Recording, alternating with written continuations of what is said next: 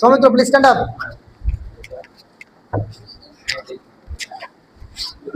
আমরা তো অনেক নিয়ম দিচ্ছি, এর মধ্যে একটা নিয়ম হচ্ছে আমি কোনো কিছু করতে পছন্দ করে বুঝে লিখে দিব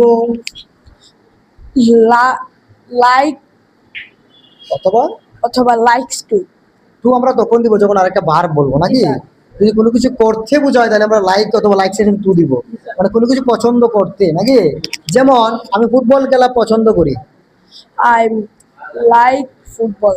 এখানে কি টু হবে?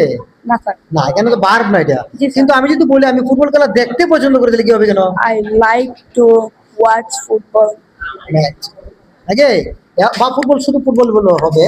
এখন যদি তোমাকে আমি বলি কোনো কিছু আমাকে করতেই হবে তাহলে আমরা কি দিব? হ্যাভ টু বা হ্যাভ টু। হ্যাভ টু অথবা হ্যাজ টু দিয়ে বলবো, কিন্তু এটার পরে অবশ্যই বি ওয়ান হবে নাকি, ভার্বের প্রেজেন্ট ফর্ম হবে। এখন যদি বলি আমাকে শিখতেই হবে, আই হ্যাভ টু লার্ন। আমাকে শিখাতেই হবে, আই হ্যাভ টু টিচ।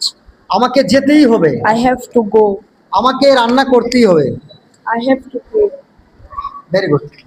তাকে স্কুলে যেতেই হবে, হি হ্যাভ টু গো। যাব হবে, না, কি হবে বলো তো? He has to go to school.